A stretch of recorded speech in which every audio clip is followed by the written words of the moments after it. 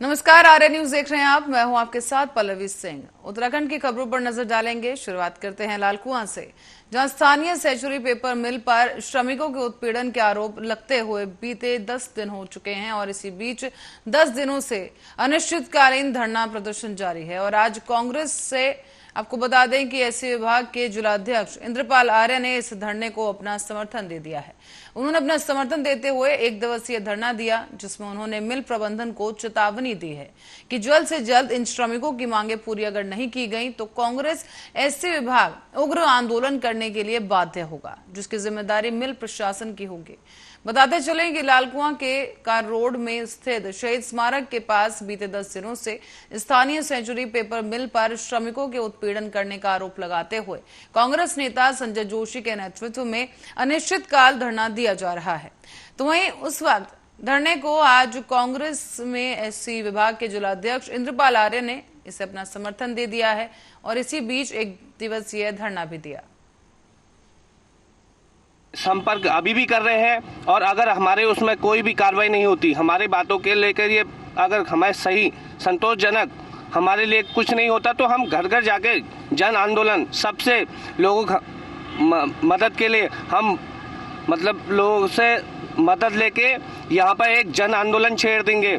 ये हल्के में ले रहे हैं ना, ये सोच रहे कि कुछ नहीं होता, ऐसे करते रहते हैं, लेकिन ये गलत है। मेरा कहना है कि जैसे कि इन लोगों को जिस तरह से बाहर गया है इनको अंदर करेंगे और अगर ऐसा नहीं हुआ तो हम इन युवाओं के साथ हैं और इसमें बहुत बड़ा एक जन आंदोलन होगा। अगर इस तरीके से अगर ये करने लगे तो मनमानी अगर इस कंपनी की चलेगी तो आगे जो लगे हुए हैं, मुझे 10 वर्षों से सेंचुरी पेपर मिल में कार्यरत हैं, लेकिन जिस समय इनने स्थायी भर्ती निकाली उस समय हमें इनने कई जैसे 35 वर्ष से अधिक आयु का ना लेंगे और कुछ ही ट्रेडों को लेंगे, ऐसी हमें बातें कहते हुए हमें उस भर्ती से वंचित कर दिया। और हमने जब इसकी शिकायत अपनी बात मैनेजमेंट से रखी तो उनने हमारा गेट भी बंद कर दिया। उस दिन से हमने अपनी आवाज़ डीएलसी तक पहुंचाई, लेकिन डीएलसी से भी हमें कोई अच्छा रिस्पॉन्स नहीं मिला, जिसके बाद हमें लास्ट जा रहा हमारा अनिश्चितकालीन धरना था और अब हम उसी पर डटे हुए हैं जब तक हमें अपना पूर्ण अधिकार नहीं मिल जाता और जब तक हमें वहाँ पे स्थायी नियुक्ति नहीं दी जाती है तो हम। विधानसभा अध्यक्ष ने तिरंगा रैली का नेतृत्व किया है और राष्ट्रीय ध्वज फहराने का संदेश दिया गया। हर घर तिरंगा अभियान के तहत निकाली गई है ये रैली, जहां कोटद्वार विधानसभा क्षेत्र के अंतर्गत कालागढ़ में आजादी के अमृत महोत्सव के तहत उत्तराखंड विधानसभा अध्यक्ष और स्थानीय विधायक ऋतु खंडूडी भूषण की अगुवाई में तिरंगा जागरूकता रैली निकाली गई।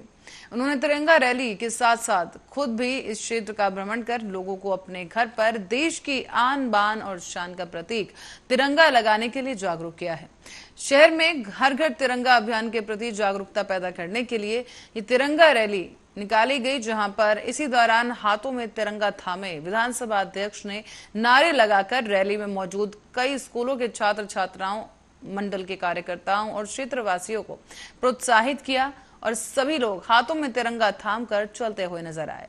एक अद्भुत नजारा यहाँ देखने को मिला है। आप देख सकते हैं कि यहाँ पर कितने उत्सुकता के साथ ये तमाम लोग हाथों में राष्ट्रीय ध्वज लेकर सड़कों पर निकले हैं और इसी रैली के दौरान लोगों को जागरूक किया जा रहा है। कई छात्र और छात्राएं और लोग यहाँ पर प्रेरक नारे लगाते हुए सुने गए और आपको बता दें कि लोगों को घर घर तिरंगा अभियान से जोड़ने के लिए संदेश दिया गया और रैली में वंदे मातरम और भारत माता की जय के नारों के साथ पूरा क्षेत्र गूंज उठा।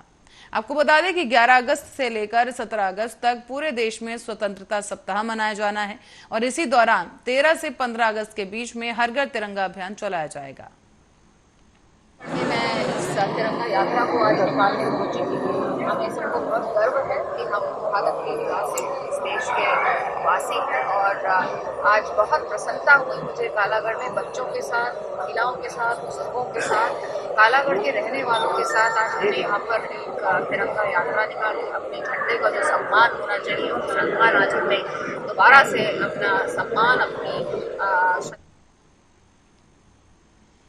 और उत्तराखंड में अधीनस्थ सेवा चयन आयोग की ओर से आयोजित की गई भर्ती परीक्षाओं में गड़बड़ी के आरोपों के बीच अध्यक्ष एस राजू ने पद से इस्तीफा दे दिया है। दरअसल साल 2016 से आयोग के अध्यक्ष राजू ने नैतिकता का हवाला देते हुए अपने पद से इस्तीफा दिया है।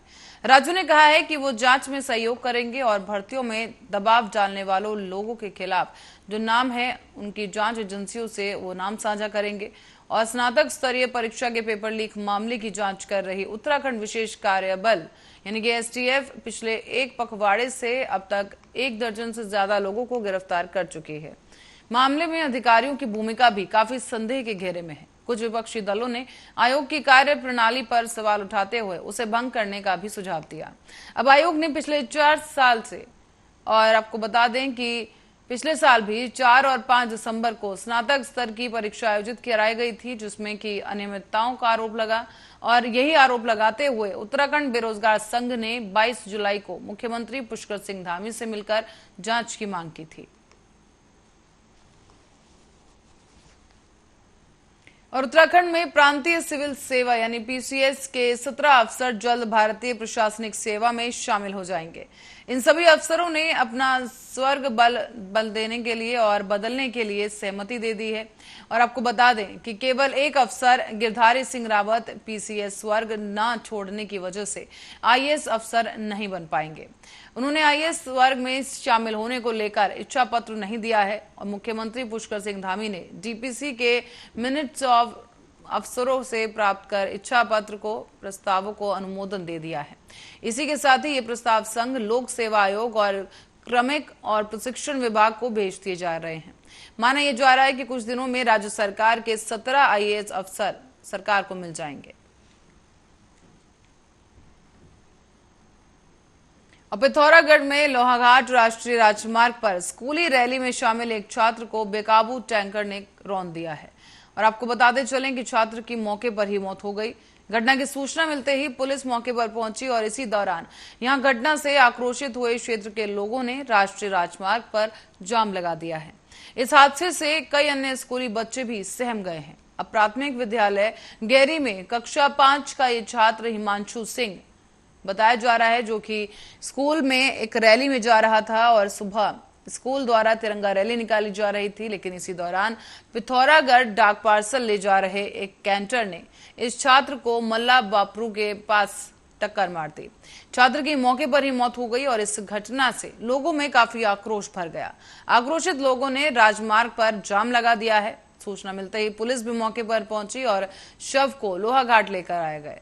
बताया जा रहा है कि घटना के बाद से फरार चालक को घाट से गिरफ्तार कर लिया गया है।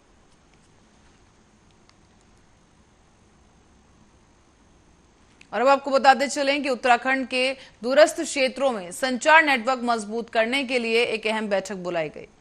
और इसी बीच संचार मंत्रालय ने BSNL के 1206 टावरों को मंजूरी प्रदान कर दी है।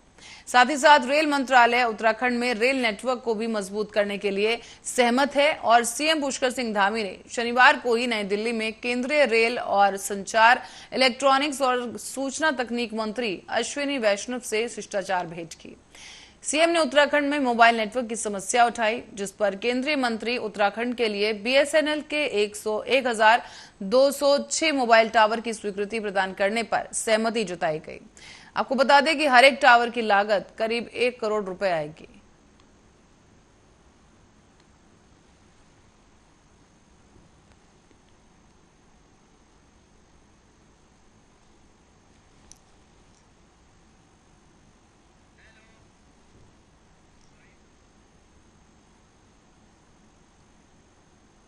और बेटी बचाओ बेटी पढ़ाओ के नारे को साकार करने के लिए सरकार करोड़ों रुपए खर्च कर रही है। लेकिन बेटियों की शिक्षा में कोई बाधा ना हो, इसके लिए बेहतर शिक्षा के लिए कई योजनाएं संचालित है। तो वहीं दूसरी ओर उत्तराखंड में राजकीय विद्यालय के प्रधानाचार्य ने हाई स्कूल पास की हुई 4 बेटियों का भविष्य अंधकार में धकेल दिया है। ये मामला है मंगलौर के राजकीय कन्या उच्चतर माध्यमिक विद्यालय का। इन छात्राओं ने कक्षा 10 की परीक्षा पास की थी। अब आरोप यह है कि विद्यालय की प्रधानाचार्य ने कई छात्राओं की TC में लाल पेन से मार्क कर छात्रा का आचरण दर्शाया है और प्रधानाचार्य ने आचरण में छात्रा का निराशाजनक विवरण दर्शाया। बता दें आपको कि 14 साल की उम्र वाली छात्राओं को विद्यालय में राजनीति करने, विभागीय आदेश की अवहेलना करना और प्रधानाचार्य का अपमान करना समेत व्यवहार असंतोषजनक बताया गया। इससे छात्राओं को आगे की पढ़ाई के लिए किसी भी स्कूल में एडमिशन नहीं मिल पा रहा है। ऐसी स्थिति में छात्राओं का ये भविष्य अब अंधकार में लटक गया है। बता दें आपको कि बच्चों को टीसी में लाल पेन से मार्क आचरण देखकर परिजनों के भी होश उड़ गए हैं। शिक्षक के ऐसे व्यवहार को लेकर क्षेत्र में चर्चा का विषय बन चुका है। आखिरकार एक महिला शिक्षक बेटियों के भविष्य को कैसे बर्बाद कर सकती है? ये प्रकरण जो है परसों जो है 4 बालिकाएं मेरे यहाँ कार्यालय में आई थी मेरे पे। उन्होंने बोला, उन्हें टीसियाँ दिखाई थी कि संबंधित प्रधानाध्यापिका राजकीय उच्चतर माध्यमिक विद्यालय मानक चौक द्वारा उनके चरित्र में कुछ रेड पेन से अंकित किया गया है, जिसमें उनको विरोध था कि ऐसा नहीं किया जाना चाहिए था। तो इस संबंध में हमारे द्वारा एक पत्र द्वारा उन प्रधानाध्यापिका का स्पष्टीकरण लिया गया है। तो उनके द्वारा अपना स्पष्टीकरण में दिया गया है, तो स्पष्टीकरण हमें प्राप्त हो चुका है। अब उनके द्वारा भी बच्चों के ऊपर कुछ आरोप लगाए गए हैं, तो दोनों पक्षों को मैंने सोमवार को जो है विद्यालय में बुलाया। और एक लड़की को अगवा कर रेप के आरोपी को पुलिस ने 28 साल बाद अरेस्ट किया। आपको बता दें कि जीटीबी एनक्लेव थाने में 1994 में दर्ज किडनैपिंग और रेप के मामले में आरोपी प्रेम उर्फ प्रकाश चंद, जिसकी उम्र अब 51 साल है, वो वांटेड चल रहा था। वो नाम बदलकर उत्तराखंड के उधम सिंह नगर जिले के काशीपुर में एक ऑटो चला रहा था। और ये आरोपी जो शादी कर चुका था, और आपको बता दें कि इस आरोपी के बच्चे भी हैं। और शाहदरा जिला पुलिस ने इसे 28 साल बाद काशीपुर स्थित इसके गांव से गिरफ्तार किया है। इस केस के 3 आरोपियों को तभी पकड़ा जा चुका था। और आपको बता दें कि ये आरोपी प्रेम पुलिस के हत्थे नहीं चढ़ सका था। इसे अदालत ने 6 अप्रैल 1994 को भगोड़ा घोषित कर दिया। अब शाहदरा जिले की भगोड़ों को पकड़ने के लिए बनी टीम में शामिल एएसआई राजेश्वर और हवलदार रिंकू के आरोपों को उसके गांव से पकड़ लिया है। आपको बता दें कि इस पूछताछ में आरोपी ने बताया है कि उसने गिरफ्तारी से बचने के लिए अपना नाम प्रकाश चंद रख लिया था। अपना गांव छोड़कर शहर से दूर खेतों के बीच एक गांव में ये रहने लगा था और ये ऑटो चलाकर अपना गुजारा कर रहा था।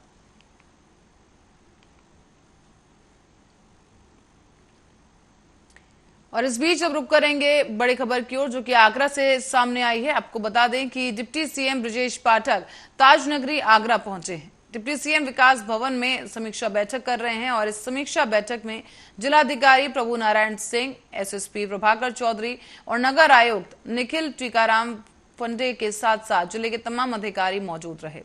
डिप्टी सीएम ब्रजेश पाठक को जिलाधिकारी आगरा ने अमृत महोत्सव के आयोजन की जानकारी दी है। साथ ही साथ इस समीक्षा बैठक के बाद डिप्टी सीएम ब्रजेश पाठक भाजपा युवा मोर्चा के प्रशिक्षण वर्ग के कार्यक्रम में भी पहुंचेंगे।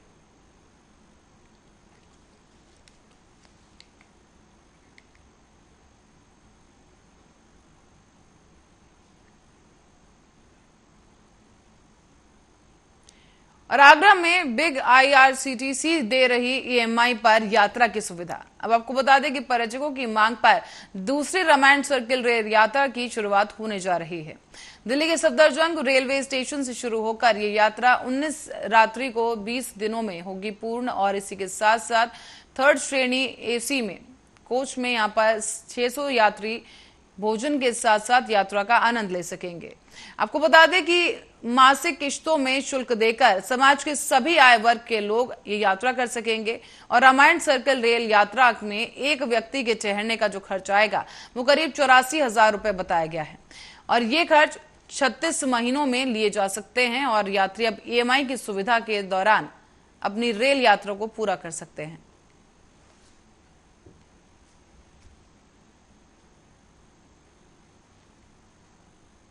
फतेहपुर जिले के जाफरगंज थाना क्षेत्र के भारतपुर गांव में एक युवती का जंगल में फांसी के फंदे पर लटका हुआ शव मिला है।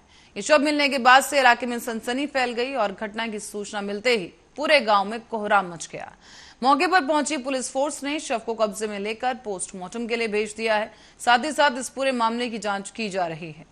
और इस घटना के बाद से ही परिजनों में कोहराम है। और आपको बता दें कि युवती की मौत के बाद गांव में तरह तरह की चर्चाएं शुरू हो चुकी हैं। युवती ने प्रेम प्रसंग के चलते फांसी लगाकर आत्महत्या की है, ये अंदेशा लगाया जा रहा है। हालांकि इस घटना के बाद डीएसपी प्रगति यादव ने बताया है कि एक युवती का शव उसके घर के पीछे लगे नीम के पेड़ में अपने ही दुपट्टे से फांसी लगाकर आत्महत्या करने का यहां पर शक है। और आपको बता दें कि इस सूचना के बाद शव को पोस्टमार्टम के लिए भेजकर जांच पड़ताल की जा रही है। दिनांक 5 अगस्त 2022 को सूचना मिली कि फूलमती पुत्री श्याम बाबू निवासी भारतपुर थाना जाफरगंज ने अपने घर के पीछे लगे नीम के पेड़ पर दुपट्टे से फांसी लगाकर आत्महत्या कर ली है। भौतिक सूचना के आधार पर शव का पंचायतनामा भर लिया गया है एवं अन्य विधिक कार्यवाही। और कानपुर देहात से अब खबर है, जहां जनपद में एक बार फिर से सत्ता की हनक देखने को मिली। यहां पर आरोप है कि राज्य मंत्री प्रतिभा शुक्ला के जनता दरबार के दौरान शुक्रवार को वतनराज अग्निहोत्री और उनके गुर्गों के द्वारा शिवली नगर पंचायत कार्यालय में लिपिक के पद पर तैनात राजेश कुमार की जमकर पिटाई की गई। आरोप यह भी है कि यह पूरा वाकया राज्य मंत्री प्रतिभा शुक्ला के सामने चलता रहा और किसी की हिमाकत भी नहीं हुई कि उसे बचा सके। इसी के बाद किसी तरह से लिपिक बचकर वहां से भाग निकला और इस पूरे घटनाक्रम की शिकायत उप जिलाधिकारी मैथा से की गई। इसी के बाद जांच करके कार्रवाई के आदेश दिए गए हैं। पूरा मामला जनपद कानपुर देहात के शिवली कोतवाली क्षेत्र का बताया गया है। यहां पर प्रदेश के राज्य मंत्री प्रतिभा शुक्ला का जनता दरबार शिवली में लगाया गया था और लिपिक ने बताया है कि वहां पर सभी अधिकारीगण मौजूद थे, लेकिन इसी दौरान वो अपनी उपस्थिति दर्ज कराने के लिए मोबाइल फोन से फोटो ले रहे थे। तभी अचानक से वहां मौजूद वतनराज अग्निहोत्री अपने गुर्गों के साथ मिलकर जनता दरबार में ही गाली गलौज करते हुए लिपिक के साथ मारपीट करने लगे। मारपीट कर वो वहां से लिपिक को भगाने की कोशिश कर रहे थे, लेकिन इस बीच किसी ने रोका नहीं और बहरहाल लिपिक खुद वहां से बचकर भाग निकला। और इसी खबर के साथ ही बुलेटिन में फिलहाल के लिए इतना ही। आप बने रहे हमारे साथ, देखते रहे आर्या न्यूज।